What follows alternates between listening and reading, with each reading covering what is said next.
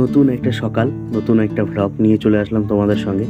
তো চলো, good morning সবাইকে। তো জয় হিন্দ। কেমন আছো তোমরা সবাই? আশা করি সবাই ভালো আছো। তো আজকে সকালবেলা উঠেই চলে আসলাম মাঠে হাঁটার জন্য। তোমরা জায়গাটা দেখে অনেকেই চিনতে পারছো যে আমি কোথায় এসেছি। তো মাঠে তো এখন আসা হয় না, প্রায় 1 বছর আগে আমি মাঠ থেকে বিরত হয়েছি, মাঠে আসি না ঠিকঠাক। তো হাঁটতে আসি মাঝে মধ্যে, যে এই রোডটা তোমরা দেখতে পাচ্ছ, এখানে আমি আগে হাঁটতাম, রান করতাম। তো তারপর এখন আর সেরকম আসা হয় না। তো সকালবেলা চলে আসি মাঠে। তো একটু হাঁটছিলাম, সেহেতু রান করতে পারবো না, রান করবো না, লেট হয়ে গেছে অনেকটা। আসতে ঘুম ভাঙেনি, টাইমটা ঠিকঠাকভাবে এখনও ঠিক করতে পারিনি। তো সেই কারণেই এখন একটু হাঁটছি।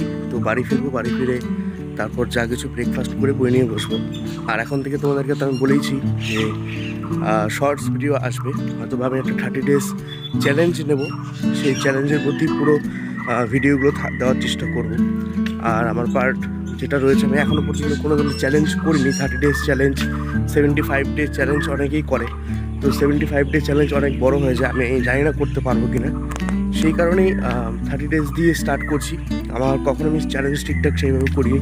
তো এটা ফার্স্ট চ্যালেঞ্জ হবে, সেটা শর্ট ভিডিওর মাধ্যমেই আর কি আমি দেওয়ার চেষ্টা করবো। ওকে, তো তোমরা একটু সাপোর্ট করো।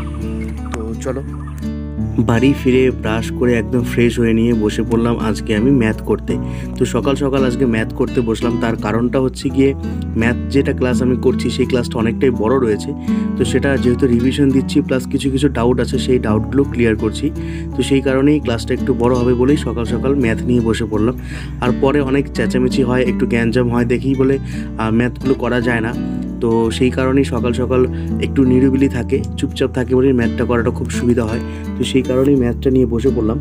আর দেখো, ম্যাথ আমি খুব একটা যে আমি ম্যাথে পড়ু বা ম্যাথে যে খুব একটা এক্সপার্ট তা নয়, মোটামুটি যেরকম। আর রেলওয়ের এক্সামগুলোতে ম্যাথ কতটা ইম্পর্টেন্ট সেটা তোমরা জানো। আমার কাছে আমি মক টেস্ট যেগুলো দিচ্ছি, ম্যাথগুলো এমন এমন আসে যেগুলো আমি পারি, তবু আর কি ওখানে গিয়ে সময় বেশি নিচ্ছে, এরকম টাইপ ম্যাথগুলো বেশি আসছে। তো খুব দেখে শুনে আমাকে ম্যাথগুলো করতে হচ্ছে। তো তোমরা যারা ম্যাথগুলো যেভাবে প্র্যাকটিস করছো আমাকে একটু বলো কীভাবে করছো। আর মক টেস্ট তো অবশ্যই দিতে হবে, ছোটো ছোটো ম্যাথের যে মক টেস্ট আসে সেগুলো দিচ্ছি। তো এর পরে যেটা স্লট ছিল সেটা আমার ছিল জিকে। আর জিকেটা নিয়ে বসে পড়ি আমি। তারপরেই ম্যাথ করার পর খাওয়া দাওয়া করে ব্রেকফাস্ট করে জিকে নিয়ে বসে পড়ি। আর জিকেটাও আমার ইতিহাস নিয়ে পড়ছি আমি। তো ইতিহাসটা অনেকটা বড়, যেহেতু একটা চ্যাপ্টার, ইতিহাসটা বারবার রিভিশন করতে হয়, বারবার করে পড়তে হয়, নাহলে অনেক কিছুই ভুলে যাই আমি। যেহেতু জিকেটা শুধু আমি একা ভুলি না, সবাই ভুলে, যাই হোক। এই কারণেই আমি জিকেটা বারবার করে পড়ি। আর ইতিহাসটা যেহেতু অনেক বড়, শুধু রেলওয়ের জন্য এক্সামের জন্য আমি পড়ছি যে জিকে তা নয়, অল ওভার এক্সামের জন্য, কমপ্লিট এক্সামের জন্য। আর সামনে WPSI রয়েছে, অনেক ভালো ভালো এক্সাম রয়েছে, সেগুলোর জন্য মেনলি আর কি পড়া। তো বেসিক থেকে পড়লে অবশ্যই সব কিছুই হবে। আমি যেহেতু ক্লাস করছি অনলাইনে, সেখান থেকে আমি নোটগুলো এইভাবেই টুকে টুকে করি। প্লাস আমার লিলার রয়েছে ক্র্যাক WPSI, সেখান থেকেও আমি পড়ি। তো তোমরা কীভাবে জিকে পড়ছো সেটা আমাকে অবশ্যই জানাবে। তো তারপর সেই ক্লাসটা কমপ্লিট করার পর দুপুরবেলা স্নান খাওয়া দাওয়া করার পর আমি একটু ঘুমিয়েছিলাম 1 ঘন্টার মতো। তো সেটা আমার একটা রিফ্রেশমেন্টের জন্য আমাকে নিতে হয়, রিফ্রেশ করার জন্য পুরোপুরিভাবে। আর আমি সবাইকেই বলবো 1 ঘন্টা দুপুরবেলা সবাই একটু ন্যাপ নিয়ে নিতে, কারণ সেটা তোমার নেক্সট যেটা তুমি স্লট করবে, যেটা বই পড়বে যেটার জন্য, সেটা তোমার খুব কাজে দেবে। তো এরপর আমি যেগুলো সকালে করেছিলাম সেগুলোই এখন হয়তো বা রিভাইজ দেবো। তারপর একটা সায়েন্সের কোনো একটা চ্যাপ্টার পড়বো, পড়ে হয়তো বা শেষ করবো। তো তোমাদেরকে আমি বলেইছি যে সকালবেলা আমি জিকে যেটা পড়েছি সেটা হচ্ছে হিস্ট্রি পার্টটা পড়েছিলাম। তো হিস্ট্রি সেই বই থেকেই আমি কিছু কিছু পড়ছি। আমার যেটা বই রয়েছে, রেলওয়ে ক্র্যাক সার্ভিস যে বইটা রয়েছে, সেখান থেকে আমি কিছু কিছু পড়ছি ডিটেলস। আর যেগুলো কম্পিউটারে আমি পড়েছিলাম, সকালবেলা ক্লাসটা করেছিলাম, সেটা আমার নোট করা আছে, সেই নোটগুলোকে একটু কারেকশন করে দিচ্ছি। কিছু কিছু ডিটেলস বইও বেশি থাকে বা আর সেই নোটগুলোতে বেশি থাকে, সেই হিসেবে আমাকে দেখে দেখে পড়তে হয়। কারণ একটা দেখো, গাইড বই, যে কোনো বই থেকেও গাইড বই দেখে জিকে কভার করা সম্ভব, কারণ এটা যদি ভালো গাইড বই হয়। আর প্রত্যেকটা আমি সবাইকেই বলবো একটা কথা, যে এক্সামের জন্য একটা করে গাইড বই প্রয়োজন। তো সেই হিসাবে আমি জিকেটা অল ওভার সব জায়গা থেকেই দেখার চেষ্টা করি, কারণ সব বইয়ের মধ্যে বা সব জায়গায় পুরোপুরি জিকে কভার করা থাকে না, এবং ডিটেলসগুলো সব কিছু থাকে না। তো সেই কারণে সব জায়গা থেকে দেখে দেখে করতে হয়। তোমরা কে কীভাবে জিকে করছো অবশ্যই আমাকে একটু জানাবে। আর জিকে তো যেহেতু অনেক বড় একটা পার্ট, আর ইতিহাসটা অনেক বড় একটা সিলেবাস, সেই কারণে ইতিহাসটাকে বারবার করে দেখে পড়তে হয়। আর তোমরা সবাই জানো রিভিশন দেওয়াটা কতটাই জরুরি।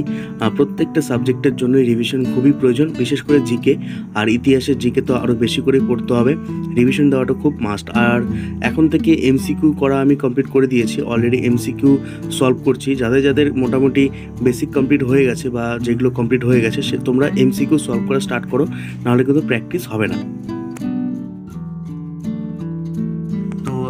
এখন খাওয়া দাওয়া করে আসলাম, তো এখন একটা সায়েন্সের সেশন করব, সায়েন্স কিছুটা পড়বো। এখানে কয়েকটি পরিমাপক যন্ত্রসমূহ নয় আবিষ্কার সূত্র পরীক্ষা তথ্য ধারণা সেটা পড়বো। এখন পড়ি তারপর শুয়ে পড়বো, কারণ কালকে থেকে যেহেতু চ্যালেঞ্জ স্টার্ট হচ্ছে, তো সেই কারণেই আজকে এই জিনিসটা বলার প্রয়োজন ছিল যে শর্ট ভিডিও এখন থেকে আসবে, বড় ভিডিও দেবো একটু কম, বাট শর্ট ভিডিও তোমরা সবাই দেখবে আর একটু সাপোর্ট করো। তো চলো আগে এই সেশনটা শেষ করছি, তারপর তোমার সঙ্গে কথা হচ্ছে। তো ডিনার কমপ্লিট করে আমি বসে পড়লাম। আজকে লাস্ট যেটা সেশন থাকবে সেটা হচ্ছে সায়েন্সের একটা চ্যাপ্টার করব। আর সায়েন্স কতটা প্রয়োজন সেটা তোমরা সবাই জানো, সামনে আপকামিং রেলওয়ে ডি গ্রুপ রয়েছে, সেটার জন্য সায়েন্সের খুবই প্রয়োজন। আলাদা 25 নাম্বার থাকবে রেলওয়ে ডি গ্রুপের জন্য। তো যাই হোক, রেলওয়ের যে কোনো এক্সামের জন্য সায়েন্স কতটা প্রয়োজন যারা অ্যাসপিরেন্ট বই পড়ছো তোমরা সবাই জানো।